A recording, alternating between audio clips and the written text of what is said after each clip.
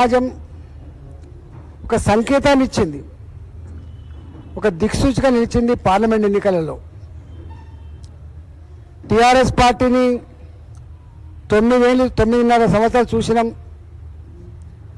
కాంగ్రెస్ పార్టీని అనేక సంవత్సరాలు చూసినప్పటికి కూడా మళ్ళీ కొత్త తెలంగాణ ఇచ్చిన పార్టీగా ముందుకు వస్తుందని చెప్తే ఆ పార్టీకి ఓటేసి గెలిపించడం.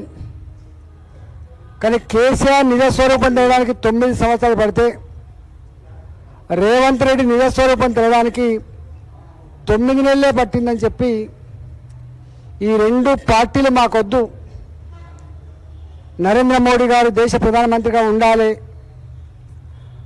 అనేటువంటి నిర్ణయం తీసుకొని పార్లమెంట్ ఎన్నికల్లో భారతీయ జనతా పార్టీకి 35% ఓట్లేసి గెలిపించి 8 పార్లమెంట్ స్థానాలు ఇచ్చినటువంటి చరిత్ర మన కళ్ళ ముందు ఉంది. కాబట్టి ఆ తదుపరి వచ్చినటువంటి 2 టీచర్ ఎమ్మెల్సీ, 1 పట్టభద్రుల ఎమ్మెల్సీకి ఎన్నికలు జరుగుతున్న సందర్భంలో ప్రజల నిర్ణయాన్ని, ప్రజల యొక్క ఆలోచనని బలపరిచే విధంగా మీ తీర్పు ఉంటుందని చెప్పి మేము భావిస్తూ ఉన్నాం. సమస్యల గురించి ప్రస్తావించాలంటే 317 జీవో తెచ్చి టీచర్లకు కంటి మీద కొనుక్కు లేకుండా చేసి, భార్యో కాడ భర్తో కాడ, ఇల్లు కాడ, స్కూలో కాడ, పుట్టిన జిల్లా ఒకటి, పనిచేసే జిల్లా ఒకటి, నరకం చూపించిండు. ఈ టీచర్ లోకానికి ఆనాడు కాంగ్రెస్ పార్టీ హామీ ఇచ్చింది, వెంటనే సరి చేస్తామని చెప్పిండు.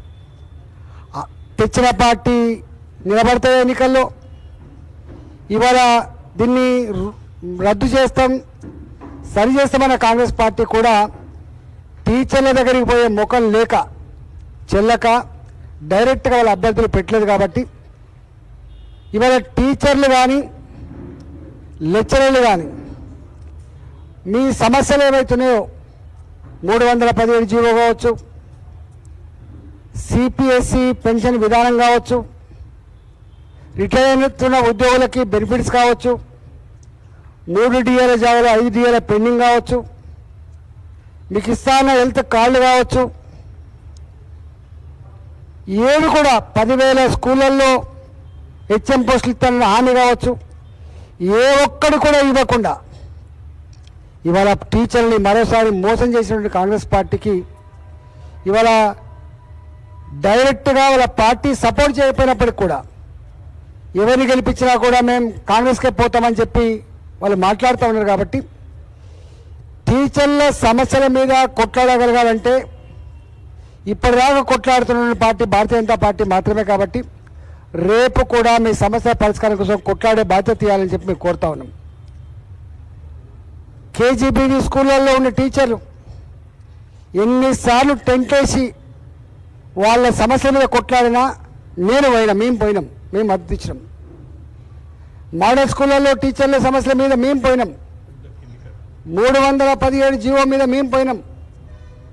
అంటే ఇవన్నిటి మీద ఇప్పటిదాకా మీకు అండగా ఉన్న పార్టీ బీజేపీ. కాబట్టి మళ్ళీ రేపు కూడా వాళ్ళని గెలిపిస్తే బానిస లెక్క ఉండే ఆస్కారం ఉంటుంది.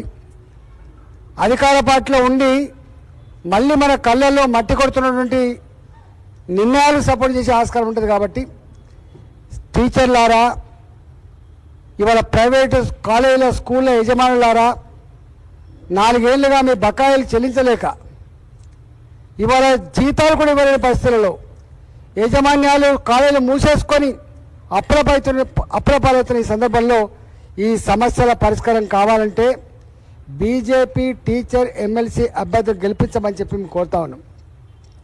పట్టభద్రులు కేసీఆర్ ఆనాడు 4,000 రూపాయలు నిరుద్యోగ భృతి ఇస్తా అని చెప్పిండు, ఉద్యోగం వచ్చేంత వరకు ఉద్యోగాల కల్పన చేస్తా అని చెప్పిండు. అదంతా పాత కథ, చేయలేదు కాబట్టి ఓడగొట్టిండ్రు.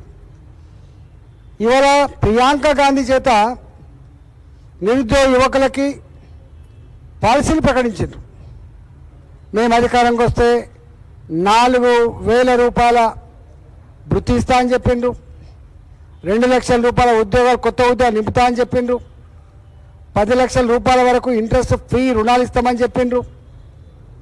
ఇవాళ హైదరాబాద్ నగరంలో చుట్టుపక్కల ప్రైవేటు కంపెనీలలో ఐటీ కంపెనీలలో తెలంగాణ యువతకి 70% లోకల్ రిజర్వేషన్ ఇస్తా అని చెప్పిండ్రు. ఏ ఒక్కటైనా వృత్తి ఇచ్చిందా? 4,000 రూపాయలు 2 లక్షల కొత్త ఉద్యోగాలు నింపిందా? పాత ప్రభుత్వం ఇచ్చిన నోటిఫికేషన్లకే ఇలా నింపుకునే తప్ప కొత్త నోటిఫికేషన్ లేవు, కొత్త ఉద్యోగాలు రాలే. ఇవన్నీ అర్థమైనాయి కాబట్టి రేవంత్ రెడ్డి గారు నిన్న ఒకసారి పోయేద్దాం ఎట్లుందని చెప్పి వస్తే ఎక్కడికి పోయినా ఒకటి చెప్పినట, మనం గెలిచే పరిస్థితి లేదు, ప్రజలకే ఇంత విరక్తుండగా వాళ్లకు మార్గదర్శనం ఉండేటువంటి వేగు చుక్కల్లా ఉండేటువంటి టీచర్లు కావచ్చు, ప్రైవేటు కాలేజీలో పనిచేసే ఉద్యోగులు కావచ్చు, టీచర్లు కావచ్చు, లెక్చరర్స్ కావచ్చు, నిరుద్యోగులు కావచ్చు, వాళ్ళు ఓట్లు వేసే ప్రసక్తి లేదని చెప్పి అర్థమైంది. కాబట్టి కరీంనగర్లో ఆయన మాటలు, ఈ ఒక్క ఎమ్మెల్సీ, ఈ పట్టభద్రుల ఎమ్మెల్సీ గెలిస్తేంది ఓడితేంది, గెలిచినా ఓడినా నా ప్రభుత్వానికి వచ్చే ముప్పు లేదని చెప్పి ఆయన మాట్లాడిన వెంటనే ఆయనకు ఆశలన్నీ కూడా సన్నగిలినాయి.